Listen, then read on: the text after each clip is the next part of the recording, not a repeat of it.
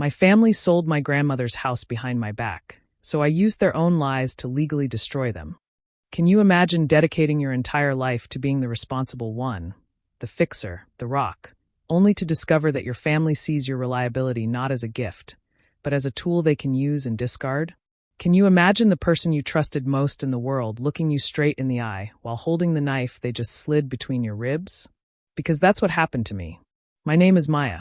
I'm 32. I'm a paralegal in a suburb just outside of Chicago, and this is the story of how I lost my entire family to save myself. It all started, as these things often do, with a death. My grandmother, Nana Rose, was my anchor, while my mother, Diane, was a creature of moods and passive aggression, and my younger sister, Chloe, was a beautiful, chaotic whirlwind of bad decisions. Nana Rose was stillness. She was the scent of baking bread and Murphy oil soap, the quiet hum of the History Channel in her den, the feeling of safety. Her house, a modest brick bungalow in Elmhurst, wasn't just a building. It was my sanctuary. It was the only place I ever felt my shoulders truly drop. When she was diagnosed with pancreatic cancer, it was me who took the lead. Of course it was.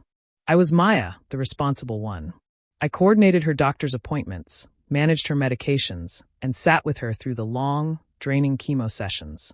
I learned the language of oncology, of tumor markers and palliative care, while Chloe was posting filtered selfies from a yoga retreat in Sedona. My mom would visit, wringing her hands and sighing dramatically, making Nana's illness about her own emotional distress before leaving me to handle the actual messy work of caregiving. I didn't mind. Truly. Doing it felt like repaying a debt of love I could never fully clear. In her last coherent week, Nana Rose gripped my hand, her knuckles bony, her skin like tissue paper. "The house, Maya," she whispered, her voice a dry rasp. "It's for you. It's your safe place. Don't let them take it from you." My throat closed up. "I won't, Nana," I promised, my voice thick. "I'll take care of it." She was the executor of her own will, and I was named as her successor. It was simple and straightforward. The modest savings went to my mother, a small trust was set up for Chloe. Nana wasn't a fool. She knew a lump sum would be gone in a month. And the house, its contents, and the property it sat on were left to me. Solely to me. After the funeral, which my mother and Chloe turned into a performance of theatrical grief, there was a strange, hollow peace.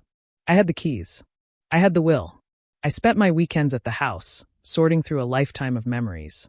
I'd sit in her worn floral armchair, inhaling the faint scent of her perfume that still clung to the fabric, and for the first time since the diagnosis, I felt like I could breathe. The plan was simple. I'd sell my soulless condo and move in. I would tend to her rose bushes. I would keep the sanctuary safe. I was honoring her last wish. The first crack in that piece appeared about a month later. It was a text from Chloe. "Hey, super random, but my car just totally died. The mechanic said it's like $3,000 to fix. Any way you can help me out? I'm so broke, lol." I felt the familiar knot tighten in my stomach. This was a classic Chloe emergency. They happened every few months, always followed by a casual, breezy request for money she never intended to pay back. For years, I'd been the family bank, the reliable sister who would sigh and transfer the funds because it was easier than dealing with the fallout. But something was different this time. Nana's voice echoed in my head. "It's your safe place." I was 32 years old, with my own retirement to fund and a future to build. My fingers hovered over the phone. The old Maya, the fawn response Maya, would have just said yes to avoid the conflict. My chest felt tight with the familiar pressure of preemptive guilt. "Just give it to her," a little voice whispered. "It's not worth the fight." But I typed back, "I'm sorry, Chloe, I can't. I've got a lot of expenses with the house and my own move right now." The three little dots appeared and disappeared for a full 5 minutes. Then, wow. Okay. Didn't realize owning a free house was such a financial burden. Must be nice. The jab landed right where she intended, a poison-tipped dart aimed at my sense of fairness. I didn't reply. The silence that followed felt loud, accusatory. That weekend, my mother called. "Maya, honey," she started, her voice syrupy sweet. "I was just talking to Chloe. She's so upset about her car. You know how she is, she just gets so overwhelmed. She asked me for money, Mom. I told her I couldn't." There was a pause.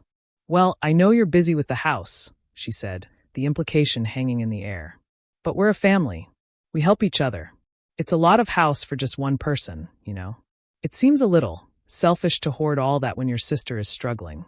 I gripped the edge of my kitchen counter, my knuckles turning white. Hoard it. Mom Nana gave it to me. This was her wish. And I'm not hoarding anything.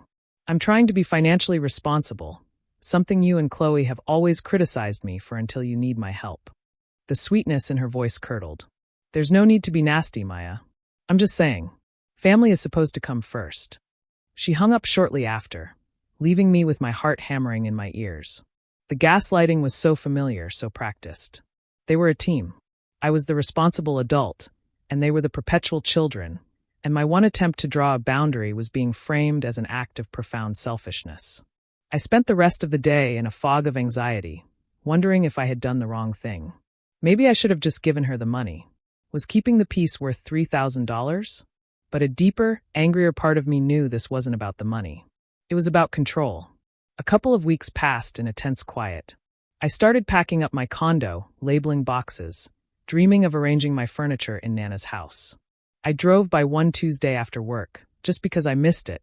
As I pulled up, I saw a small, discreet sign hammered into the front lawn. It was from a local realtor. For sale. The world tilted. For a second, I couldn't process it. My brain simply refused to connect the words to the lawn, to the house, to my life. I thought it must be a mistake. A prank. Maybe a neighbor was selling their house, and the sign was misplaced. My hands started to tremble. I fumbled for my phone, my breath coming in short, sharp bursts. I pulled up the realty company's website, my fingers feeling fat and clumsy on the screen. And there it was. My grandmother's house. My house. Listed under new properties. There were professional photos of the interior, places I had just been, rooms I had just started to clear out. They'd used a wide-angle lens, making the cozy den where I'd read to Nana look like a vast, empty cavern. The description was sickeningly cheerful. Charming brick bungalow in a desirable neighborhood. A perfect starter home, waiting for your personal touch. Motivated seller. Motivated seller. The air left my lungs in a whoosh, as if I'd been punched. I sat in my car, staring at the screen, the glowing pictures of my sanctuary being marketed to strangers. A wave of nausea washed over me. This wasn't a mistake. This was a betrayal so profound, so audacious, that I couldn't wrap my mind around it. How? How was this even possible? The will was clear. I was the executor. I was the sole heir of the property. My first call was to my mother. It went straight to voicemail. My second was to Chloe. She answered on the second ring, her voice bright and chipper. Hey, what's up? My own voice was a stranger to me, low and shaking with a rage I could barely contain. The house, Chloe. Why is there a for sale sign in front of Nana's house? There was a beat of silence. Oh, that. Yeah, we were going to tell you. We. The word was a confession. Tell me. You were going to tell me? It's listed online, Chloe. You're selling my house behind my back. God, don't be so dramatic, she scoffed, the sound grating on my raw nerves. It's not your house, it's the family's house. Mom and I talked about it. It's for the best. My mind was reeling, trying to catch up. What are you talking about? The will. The will is just a piece of paper, Maya. It's what's fair that matters. You don't need a whole house. I need to get out of debt, and Mom wants to fix her kitchen. It's just sitting there empty. This is the practical solution. I felt a dizzying sense of vertigo, like the ground had fallen away beneath me.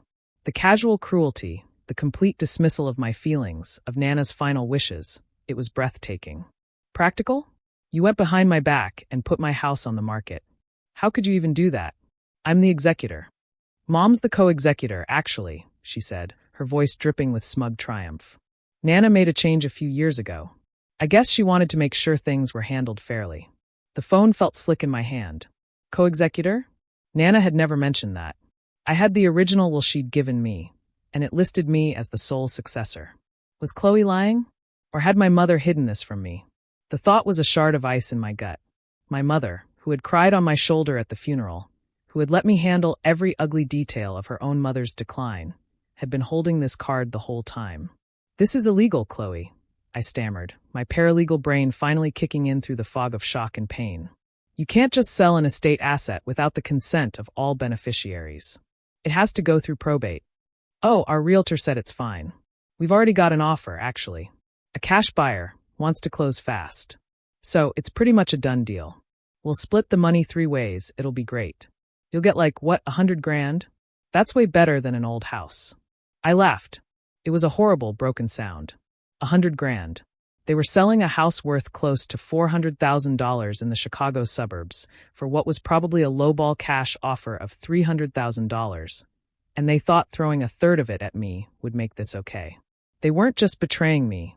They were incompetent, greedy fools, letting a developer fleece them to get their hands on fast cash. Take the listing down, Chloe. We're not doing that. Take it down, or I swear to God, I will make you regret this. Ooh, scary, she mocked. What are you going to do, file some papers? You need to relax. It's just a house. You're tearing the family apart over a bunch of bricks.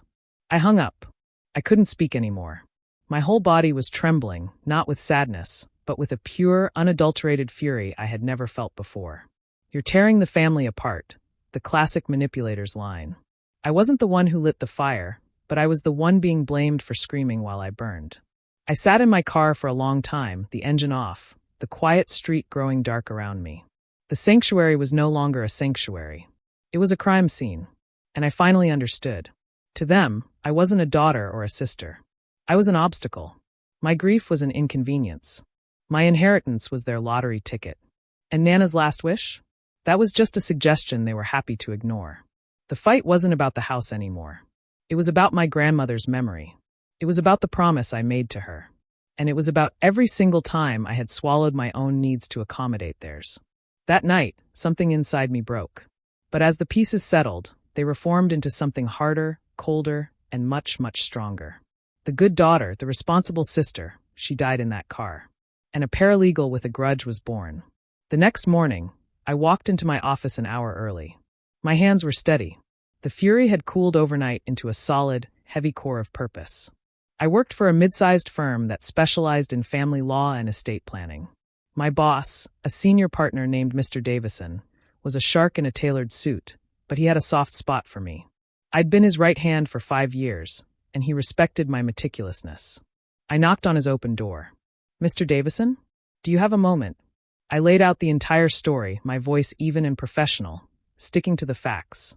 The will I possessed, my role as executor, my sister's admission, the real estate listing, and the bombshell claim that my mother was a co-executor. I felt like I was presenting a case file, detaching myself from the raw wound at the center of it all. He listened intently, steepling his fingers. When I finished, he was quiet for a long moment. First, he said, his voice rumbling, go to the county courthouse. Today, get a certified copy of the last will and testament filed for Rose Miller. We need to know exactly what it says. If your mother is indeed a co-executor, she would have needed to file it to get the authority to act. And if she is? I asked, my stomach clenching. If she is, he said, a grim look on his face, she's in a world of trouble. An executor has a fiduciary duty to the estate and its beneficiaries. That means they must act in the best interests of the estate, not in their own self-interest.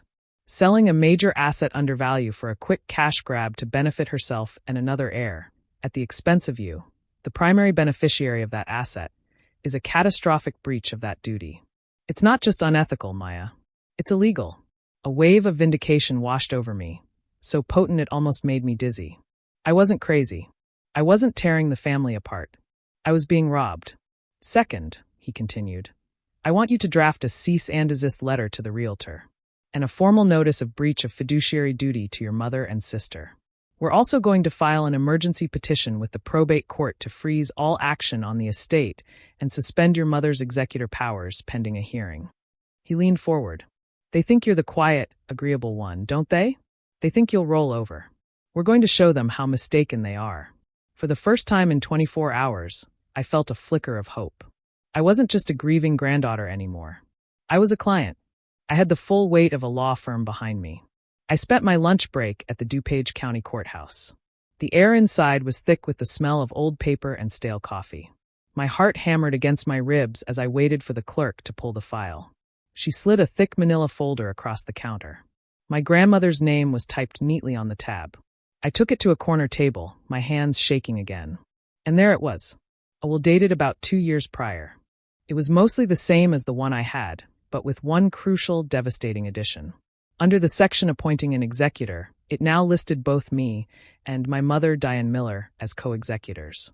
The document was signed by my grandmother, and the signature looked real. My mother must have convinced her to do it, probably under the guise of helping me out, or making sure it's fair. She had been planning this for years. Waiting. The betrayal was so cold, so premeditated, it stole my breath. This wasn't a spontaneous, greedy decision. This was a long con. My mother had watched me care for her dying mother, knowing all along she held the power to dismantle the one thing Nana wanted me to have. She let me grieve, let me make plans, let me believe in the sanctuary, all while holding the axe. But as I kept reading, my paralegal I caught something else. A small detail. To be appointed, an executor must formally accept the role by filing an oath of office with the court. My mother had filed hers. But I hadn't. In the chaos and grief after the funeral, I had just assumed my role, not realizing there was a formal step I'd missed. Legally, at that moment, my mother was the only acting executor on record. It was a loophole, a technicality, and she had exploited it ruthlessly. I felt sick. She had used my grief and my ignorance against me. They must have been advised by the realtor that as long as I hadn't formally accepted my role, my mother could act alone. It was a flimsy legal argument, but it was enough to get the house listed. Back at the office, I drafted the letters with a chilling precision. The cease and desist to the realtor was sharp and professional, citing Illinois probate code and threatening legal action for tortious interference with inheritance. The letters to my mother and Chloe were different. They were personal.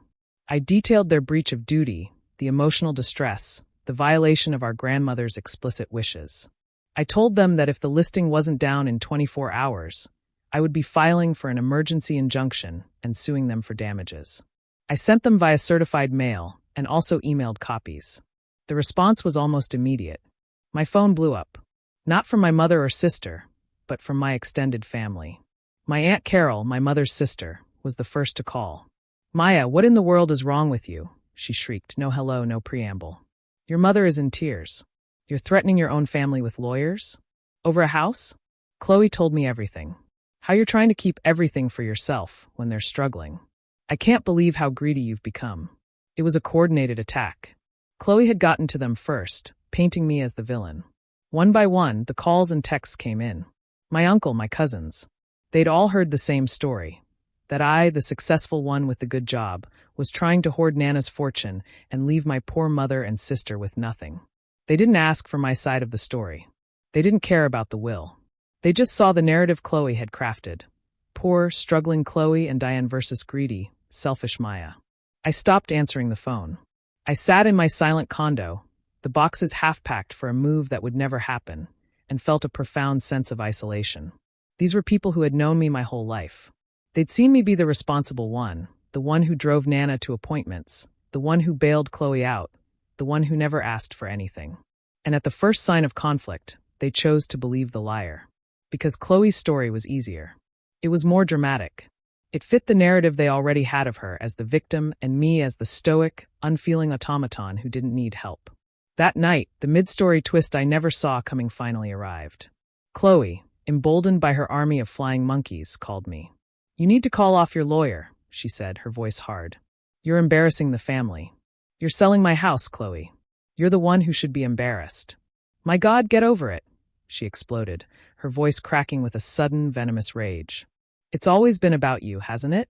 Perfect Maya. The one who always did everything right. The one Nana was always so proud of. Oh, Maya is so responsible. Oh, Maya is so smart. I spent my whole life in your shadow. You got the praise, you got the good grades, and now you get the damn house too? No. For once, things are going to be fair. I deserve this. Mom deserves this. We deserve to be happy, and that money will make us happy." And there it was. The real motive. It wasn't just about the money. It was about jealousy. It was a lifetime of resentment that had been festering under the surface. The house was a symbol of everything she felt I had and she didn't. Nana's approval, stability, success. Taking it from me wasn't just about cashing in. It was about tearing me down. It was about winning, finally. "So this is revenge," I said, the realization landing with a dull thud in my chest. "All of this, just because you were jealous? This is justice," she spat and hung up the phone. I felt a strange, hollow clarity. The hurt was still there, a deep, aching chasm where my family used to be. But the confusion was gone. This wasn't a misunderstanding. This was a war she had been wanting to fight for a very long time. The next day, the public humiliation began. Chloe posted a long, rambling screed on Facebook. It was a masterclass in manipulation, filled with half-truths and outright lies.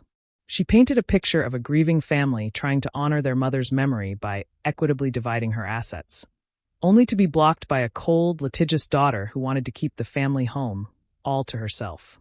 She mentioned her financial struggles, my mother's desire for a modest retirement, and my refusal to compromise. She didn't mention the will, of course. Comments flooded in. I'm so sorry you're going through this. Family should stick together. Shame on her. People I had known my whole life, neighbors, old family friends, were liking and sharing it, sending her heart emojis and messages of support. They were publicly shaming me based on a one-sided, self-serving sob story. My face burned. I wanted to vomit. I felt like a bug under a microscope, pinned and dissected by a crowd of people who had no idea what was really happening. My first instinct was to hide, to deactivate my account, unplug my phone, and disappear. The shame was a physical weight, pressing down on my chest, making it hard to breathe. This is what they wanted. They wanted to isolate me, to shame me into submission. They figured I, the conflict-averse people-pleaser, would eventually break under the social pressure and give them what they wanted just to make it stop. And I almost did. I sat on my couch that night, the blue light of my phone illuminating the tears on my face, and I drafted a text to my mom. Okay, you win. Sell the house. My thumb hovered over the send button. My whole body screamed at me to just do it. End this. Go back to the quiet. Let them have their victory if it meant I could have peace. It was the fawn response, deeply ingrained, a survival mechanism from a childhood spent navigating my mother's moods. But then, I thought of Nana's hand in mine. It's your safe place. Don't let them take it from you. I deleted the text. I took a shaky breath. And I sent a single email to Mr. Davison. Subject: Miller Estate. They've launched a smear campaign on social media. They refused to take down the listing. I'm done trying to be reasonable. Let's file everything. The war was on. Mr. Davison's office moved with terrifying speed. The emergency petition was filed, and a hearing was set for 2 weeks later. The realtor, spooked by the legal threats, put the sale on hold. My mother and Chloe were formally served with a lawsuit for breach of fiduciary duty, tortious interference with inheritance, and a request for their immediate removal as executors. They hired a cheap local lawyer who immediately tried to play hardball, sending a letter that was all bluster and no substance, accusing me of harassment and emotional distress. It was laughable. My mother and sister, however, were not laughing. They were furious. The story they told the family shifted. Now, I wasn't just greedy. I was vengeful and cruel, dragging my own mother into court in her time of grief. The vitriol intensified. I was completely and utterly alone. Those 2 weeks were the longest of my life. I barely ate. I barely slept. I went to work, did my job with robotic precision, and came home to my silent condo. I packed the rest of my things into boxes, not knowing where I would be moving, or if I would have a house to move into at all. I felt like a ghost haunting my own life. Every time my phone buzzed, my stomach would plummet. Every notification was a potential new attack, a new cousin or aunt telling me I was a monster. During this time, I dove into my own investigation. My paralegal skills, my eye for detail, the things they'd always dismissed as my nerdy quirks, became my weapons. I spent hours online, digging into the county assessor's records, property transfer histories, and legal databases. I searched for the cash buyer who had made the offer. It was an LLC with a generic name. A little more digging revealed the LLC was registered to a man who was one of the biggest and most predatory real estate developers in the county, known for lowballing desperate sellers and tearing down charming old homes to build soulless McMansions. Then I found the smoking gun. The realtor my mother and sister had hired had a history. She had worked with this developer on 3 other fast cash sales in the last year, all of them significantly under market value. It was a pattern. She brought him undervalued properties from naive or desperate sellers, and he gave her a quick, easy commission, and probably a kickback under the table. They hadn't just been betrayed by me. They had been willingly fleeced, and they were too blinded by their greed and haste to see it. But my most important discovery was quieter. Driven by a hunch, a desperate need to find something, anything, that felt like Nana, I started looking into old legal filings. I remembered Nana mentioning years ago that she had gone to see a lawyer after my grandfather passed. On a whim, I searched the county records for any deeds or transfers related to her property from around that time. And there it was, dated 8 years ago. A quitclaim deed. It was a document my grandmother had prepared and filed with the county recorder, legally transferring ownership of the house from herself to Rose Miller and Maya Miller as joint tenants with right of survivorship. The word swam before my eyes. Joint tenants with right of survivorship. I knew exactly what that meant. It's a common estate planning tool. It means that when one owner dies, the property automatically, by operation of law, passes to the surviving owner. It doesn't go through probate. It bypasses the will entirely. The house had been legally half mine for 8 years. And the moment Nana took her last breath, it had become 100% mine. The will, my mother's co-executorship, all of it, it was completely irrelevant. The house was never part of the estate to begin with. I sat there, staring at the scanned document on my computer screen, and I started to laugh. It wasn't a happy laugh. It was the sound of a dam breaking. She had done it. Years ago, my quiet, unassuming grandmother had made an ironclad legal move to protect me, to ensure her gift was secure. She knew. She must have known what my mother and sister were capable of. She had put this shield in place for me, and I never even knew it existed. My mother must have known. She must have found out, and instead of telling me, she had hidden it, hoping I would never discover it. She had pushed for the co-executorship on the newer will as a backup plan, a way to control the asset if the deed was ever contested. Her betrayal had layers I couldn't even have imagined. I now had a silver bullet. I didn't just have a moral argument or a claim of fiduciary breach. I had a legally recorded deed. I had indisputable proof of ownership. The game was over. They just didn't know it yet. The day of the hearing arrived. It was a cold, gray November morning, the kind where the sky is the color of concrete. I walked into the courtroom feeling strangely calm. The rage and anxiety had been burned away, leaving behind a cold, hard resolve. I wore my best suit, the one I wore for major depositions at work.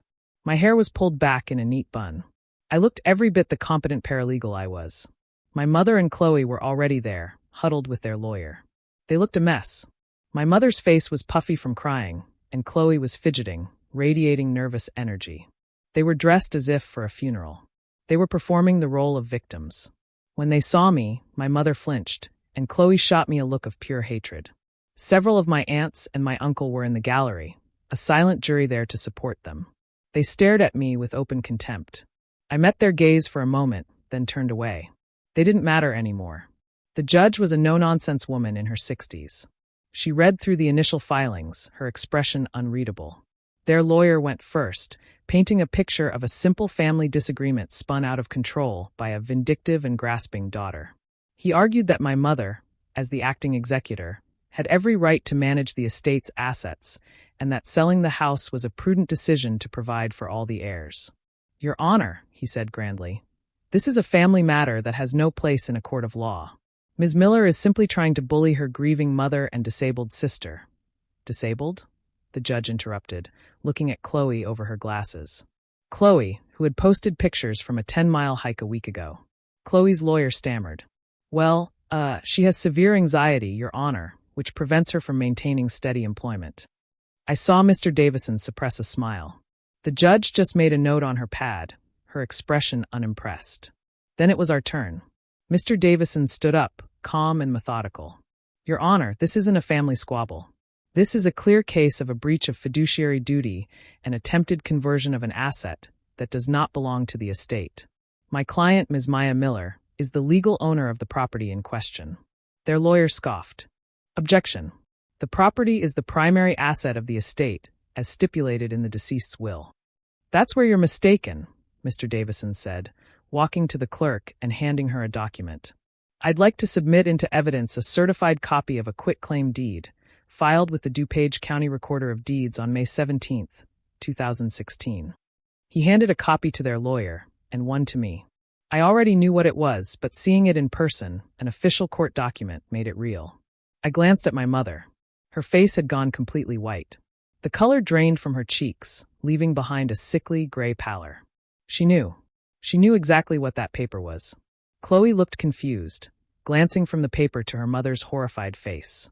"As you can see, Your Honor," Mr. Davison continued, his voice ringing through the quiet courtroom.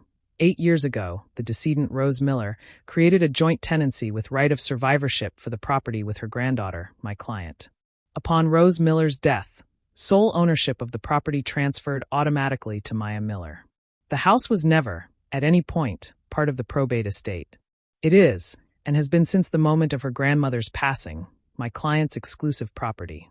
A collective gasp went through the gallery. My aunt's jaw literally dropped. Chloe snatched the paper from her lawyer's hand, her eyes scanning it frantically. Her expression shifted from confusion to dawning horror, and then to pure, sputtering rage. She looked at our mother. "What is this? You told me." Furthermore, Mr. Davison cut in, not letting them recover. Ms. Diane Miller and Ms. Chloe Miller knowingly and willfully attempted to sell a property they had no legal right to, an act which constitutes fraud. They did so by concealing the existence of this deed from my client and from their own realtor.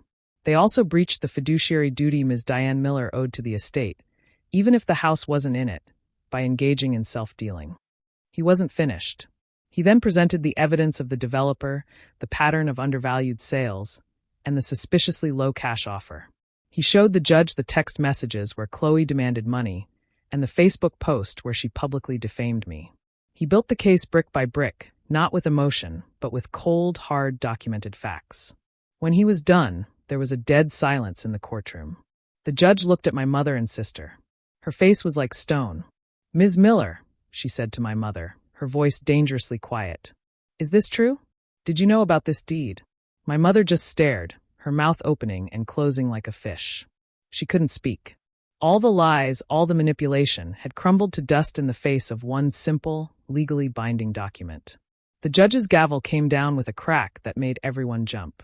The petition for an injunction is granted. The for sale listing is to be removed immediately. Ms. Diane Miller is hereby removed as executor of the estate, effective immediately. I am referring this entire matter to the state's attorney's office for an investigation into potential fraud and perjury. She looked directly at my mother and sister. "You two are in a great deal of trouble. I suggest you retain competent criminal counsel." She banged the gavel again. "We're adjourned." It was over. I didn't look at them. I just stood up, gathered my papers, and walked out of the courtroom. I could feel their eyes and the eyes of my family in the gallery burning into my back. But they weren't looks of contempt anymore. They were looks of shock, of fear, of dawning, horrified comprehension. I didn't feel triumphant. I just felt empty. The victory was hollow. I had won the house, but I had exposed the rot at the core of my family, and the stench was unbearable. The weeks that followed were silent. The smear campaign stopped. The angry calls and texts ceased. It was a silence so complete, so absolute, it was like they had all fallen off the face of the earth. The law firm handled everything. The title was officially cleared. The realtor dropped them as clients and sent a fawning apology letter to Mr. Davison, and I got a notice that my mother and sister were, indeed, under investigation. I finally got the keys. I walked into Nana's house, my house, and the silence followed me inside. It was no longer a sanctuary. It was just a quiet, empty building, filled with the ghosts of what I had lost. I spent a weekend there, packing Nana's personal belongings, her clothes, her knickknacks. I was sorting through the top of her closet, a place she could no longer reach in her final years, when my hand brushed against a shoebox tucked away behind an old hat. It wasn't a shoebox. It was a photo box, the sturdy archival kind. Inside, nestled amongst old pictures of me as a child, was a thick, cream-colored envelope with my name written on it in Nana's elegant, familiar script. My breath caught. My hands trembled as I opened it. It was a letter, dated 6 months before she died. "My dearest Maya, if you are reading this, it means I am gone, and it probably means you are standing in this house feeling the weight of the world on your shoulders. I am writing this because I need you to know something, and I fear I won't have the strength or the clarity to say it to you at the end. This house is your reward. I know others will not see it that way. They will see it as an object, a prize, a sum of money. But you and I know what it really is. It is a thank you. Thank you for the nights you stayed up helping me with my bills when you were just a teenager. Thank you for never making me feel like a burden. Thank you for holding my hand at the doctor's office and for being the strong, quiet center of this family when everyone else was spinning in chaos. You have a caregiver's heart, my love, but you have been caring for others for so long, you have forgotten to care for yourself. I see the way your mother and sister rely on your strength, and I also see the way they take it for granted. I worry for them, but I worry for you more. That is why I am giving you this house. Not just as a gift, but as a fortress. A place where you are not required to be anyone's rock. A place where you can be selfish. A place where you can finally rest. I filed the deed years ago to make sure it was ironclad. I knew, even then, that there would be a fight. Do not let them make you feel guilty for accepting this gift. You have earned it 1,000 times over. Your strength is not a weakness they can exploit. It is your power. Live here. Be happy. Plant roses. All my love, always. Nana Rose. Tears I didn't know I had left began to fall, soaking the thick paper. This was the final twist. The emotional checkmate. It wasn't just a legal victory anymore. This letter was validation. It was proof that I hadn't imagined it all. Nana had seen me. She had seen my struggle, my silent sacrifices, my quiet pain. She knew. And she had loved me not for what I could do for others, but for who I was. The wound I'd carried my whole life, the deep, aching feeling of being valued only for my utility, was finally being healed by a voice from the past.